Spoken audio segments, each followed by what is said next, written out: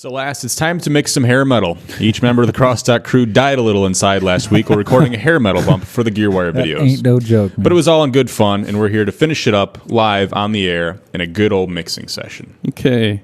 All right, so we're going to be using the Blue Cat's Dynamics. Have you guys seen this stuff at all? No. These dynamic plugins? I've seen it. I haven't heard it. Yeah, these are actually pretty cool. I was messing with these. This is basically just a side-chainable compressor, and you can see the compression curve that I've already set up on our drums. And so basically what I've done is I've routed our drums to a bus and then put the processor on there. And what I'll do is I'll bypass the effect as soon as I loop it, and we'll hear it dry first. And you guys just tell me what you think of the sound quality. And we're going to solo that. Okay. So that's our this is bypassed. And I'm going to turn it on. It's sort of subtle right now, but you guys hear how it bumps it up? Mm-hmm. Mm-hmm. So if we look at this plugin, we got a sidechain filter. So what I'll do is I'll lower the threshold of the compression curve so it's a little more obvious. And what I want to do now with this sidechain compression is make it so it's just going off the kick. It's just compressing off the kick. So I turn on the listen, and now we're just going to be listening to what we're filtering out and what's going to be feeding the compressor. That's sweet. Yep. All right. So turn that off. So now we can hear that it is still compressing. This is clean, and this is you can kind of hear the modulation a little bit. You can. What we can do to prevent that, here we got a mode. Yeah. You can change it to VCA mode. Kind of makes it a little more transparent. Yeah. Yeah, a little bit. It's got a stereo spreader, so you can flip your stereo image. This one's called right Max. There. Right there. Yeah, you can hear it loop every single time. It modulates the same place. Yeah. Minimum sort of squeezes down your stereo image. Average, I think, keeps it it spreads it out a little bit, perhaps. I'm not exactly sure. There's also an oversampling knob. Right now it's 2 stages of oversampling. And what this does is it affects the filter. Mostly, I think, the sound of the filter. These seem like very in-depth plugins, but nice at the same time. Yeah. And they're not too expensive. So how are they on processing? Right now I got like 42%. I got a filter on, I got a sidechain filter on, and I'm doing some pretty heavy compression. Right. That's good. But let's take a listen. Better than that Roger Nichols stuff. What I'm going to do is I'm going to turn on the high cut filter. So here's completely open. It's at 22 hertz. Okay. So here's closed, and we're oversampling. And if I needed a little bit of, a little bit more space on the CPU, I'll turn down the oversampling. But listen to what it does to the sound, especially when the filter's on. Did you hear that at all? Here, I'm going to switch back and forth. There's 0. There's 2. Mostly the cymbals. I'm going to turn the sidechain filter off for now. And just turn up the gain a little bit so we can hear it. Yeah, it opens it up a little bit. Yeah. It actually, basically all that does is it creates the frequency, it allows the frequencies above, the sampling rate to go through. Yeah. It's very subtle, but it is a nice option to have. It's very useful when you really need those harmonics. Yeah. Like if you were doing guitar, it would be extremely important. Like the cymbals got a little more life with it. Over here in the mode section, you can switch between VCA and Opto. VCA is a little more like your 80s sound, what you're going to find on like a SSL board. Or Neve.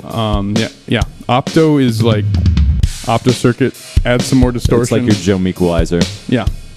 And then over here you got peak and RMS. I believe this is sort of just like the response time. It'll respond to the peak, whether the sensor circuit is looking at the peaks or the average loudness. If we turn this up, it's going to become a little slower and a bit heavier of a compressor. I kind of like that for this sound. I got to turn down the post gain though. And over here, here is actually our controls for our dynamics. This has a gate or expander. As you can see, as I turn up the threshold for the lower curve, we can actually gate out some of that stuff. If I turn the ratio down, it'll do expansion instead of gating, and there's also an E control.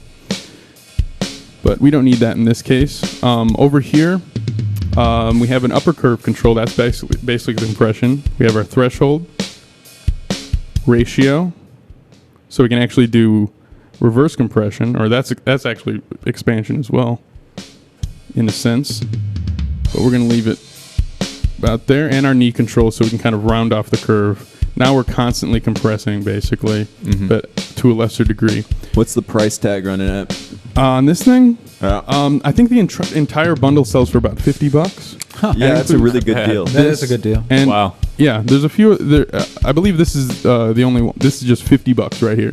Okay. One other thing, a couple other things on here. If we do some really heavy compression, just like completely slam it,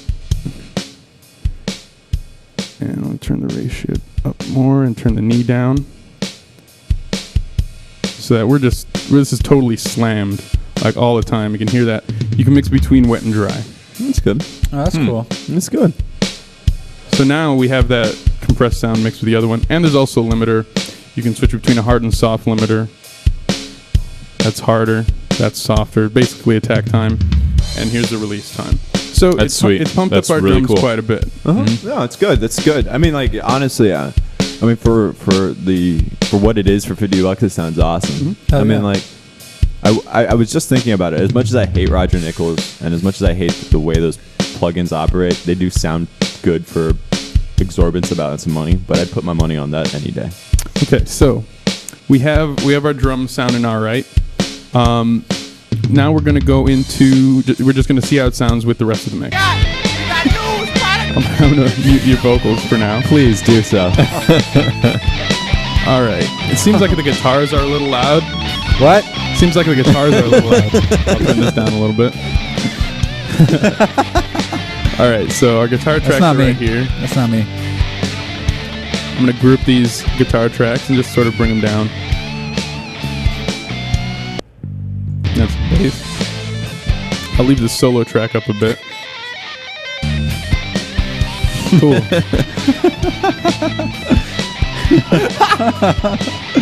All right, so this is bringing back memories of last week.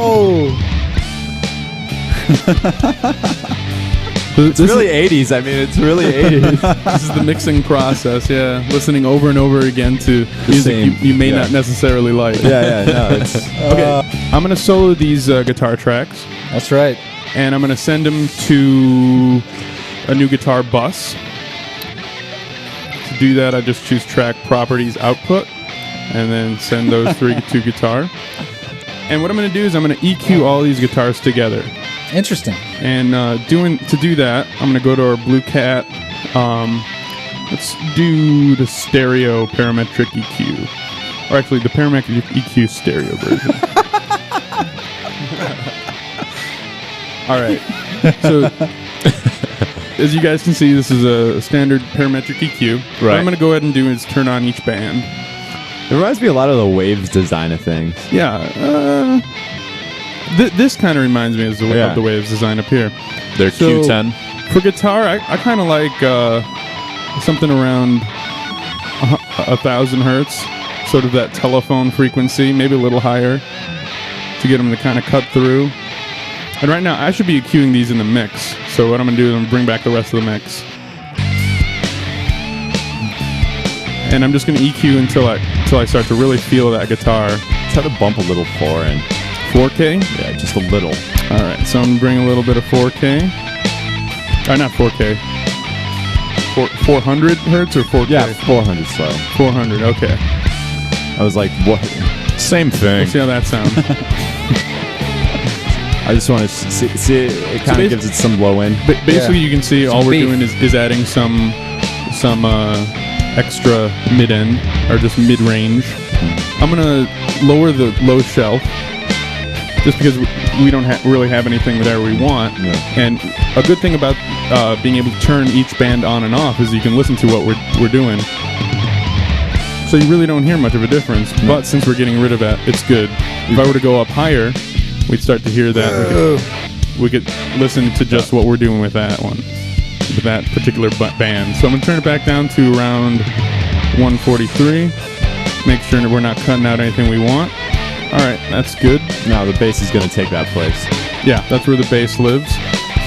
Let's try moving up some of these highs. Nope, we don't like that. There's plenty of high end in that guitar. Let's try taking it out a little bit and moving up our shelf. Maybe, let's hear what that does. Makes it a little smoother, I think. And just bump up the gain just a little bit. And maybe a little more of that 400 to get those rhythm guitars standing out. Try to move the 1K to like 1.5. 1.5? No, the 1K is actually at 1.6. All right. Do you want to move it up some more? Just a little. Let's try 2K. It's not really noticeable. I mean, it's... Well, I mean, you can hear what it's doing. It's obviously doing something, and I think we like that. Yeah. Cool. So we've cued the guitars using that one. We'll bring it down a little bit here. Okay, cool. And what else are we going to do? Let's add some of this MSEQ to the drums. And what this MSEQ does is called the widening parametric EQ. It looks a lot like the other EQ, But it's got more. yeah. Nice. It's got two channels, but the channels are not traditionally like left and right. The top one is your middle channel, the top one, and the bottom one is your side channel. Oh. So if we press play, we can sort of affect what's in the middle. So let's say we want to, on our toms, which are pan stereo, what we want to do is add like 100 hertz so that they start to ring out. And on those fills, instead of being like, they'll be like, boom, boom, boom, boom, boom. That's kind of what we want. So what I'm going to do is just bump up 100 hertz on the side channels. And you can hear this. We're really not doing anything, or actually I had to turn it on. It's really not doing anything to our kick or snare. Can you hear that? Can you hear that? It's not. Yeah. It's creating some accentuation, but doing it's very something, minimal. But it's very minimal. But Yeah, our there toms, you go. it gets our toms, which I think is cool. That's a very cool plugin, right? Just right there. And our mid band, our middle section, what I'm going to do is turn up some 80 hertz because that's right where our kick is, and it's really not going to do too much to our toms. I got to turn it on. That's one thing about this plugin. You got to turn on a band before it starts to work. Turn up the bandwidth. Actually, that's affecting the bass too. Yeah. Because I have the bass on this too. So what I'm going to do is actually put the bass on its own bus. To a new stereo bus. All right. So now I'll be able to bring out the kick drum. You can already hear that's happening. That's off. That's on. Turn it up some more. There you go. Yeah. Get that beater head. And let's say I just want to add some 5K to the snare. I mean, I could go in and do this individually. Yeah. By rendering out each drum by itself, but I don't want to do that because it takes too much time. So I'm going to turn on band 5 in the middle band, and that's actually a little too much on those toms, so I'm going to turn that down a little bit. And on our mid band, I'm going to go up to about 5K, and it's really not affecting our ride too much. It's affecting it a little bit, but minimally, and it's really bringing out that kick. Snare? Or not the kick, the snare. Yeah. Turn it off for a second. Yeah. I'll turn off the band. Yeah. You're losing some of the bass on that snare that I think really kind of adds to it. See, if I start adding like the part of the snare I want to add, like 400, it'll start Muddying bringing up up the the kick guitar. drum too, Oh. and then you'll cover up the bass guitar. It's true. All right, cool. What else am I gonna do? Well, let's go back to our bass and put a little compression on there. Oh, that's your vocals. Yeah, let's please just not ever talk about that ever again. It's like going. It's going to be on the end of every one of our videos. So I'm going to go to the monophonic dynamics. Well, they can deal with it. I don't want to deal with it. And I'm just going to grab a preset here. Bass boost. Maybe raise the threshold a little bit. Turn off the auto gain. Because what auto gain does is whenever you turn down the threshold, it gives you makeup gain. I don't like beyond that. Yeah, I'm not a big fan of that myself. But it can help, if you want to do something really quick. So that sounds all right for our bass guitar. Sounds good enough. As it sits in our mix, maybe give it a little more volume.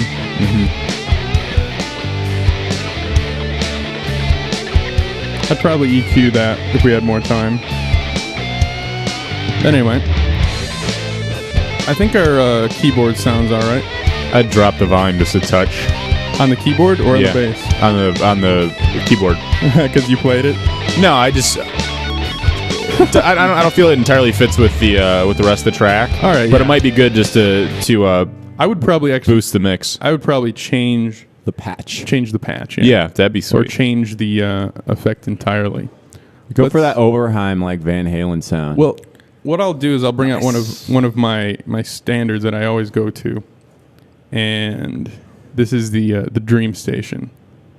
It comes with Sonar. Most versions of Cakewalk software. What we'll do is we'll find a pad. Jump. That's all Oberheim. That's all the Chord Oberheim pad. stuff, man. You want to click on click some keys? Sure. Is that what we're looking for? No. Pretty close. Similar. Getting closer. More patty, see. right? Kinda. Yeah, more patty. Ah. Like strings. There. Close. We'll Yeah, we'll that raise might- we'll raise the filter on this, or add some FM modulation. That's pretty close. It's better than I think what was there. It works. Let's give it a do try. Let's Let's do hear it. with Let's just everything do it. else. So we'll just reroute the MIDI track from the Cheese Machine, which we had before, to the Dream Station, and see how that sounds.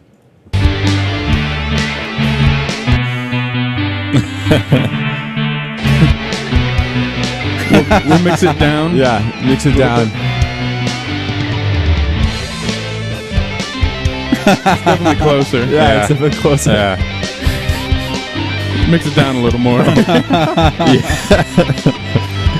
All right. So I guess I totally lucked out because I didn't actually have to play anything. I just Right. sit there and mess around with the pod.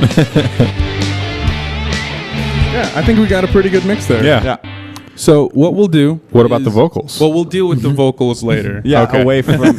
We don't want to subject you to that right now. We'll subject you later. What I would probably do with the vocals is compress them, EQ them a bit, and put some reverb on them. And maybe Yeah. mute them. And then what I'll do is I'll edit it out certain parts and just kind of space it out within there. But that we don't want to get into too much editing right now. We're talking about mixing. Yeah.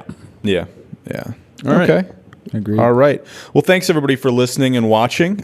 We will be back in a couple of weeks. We're going to take a break next week, but thanks everybody for listening in, and thank you guys for, as always, taking part. Happy holidays. Happy holidays, everybody.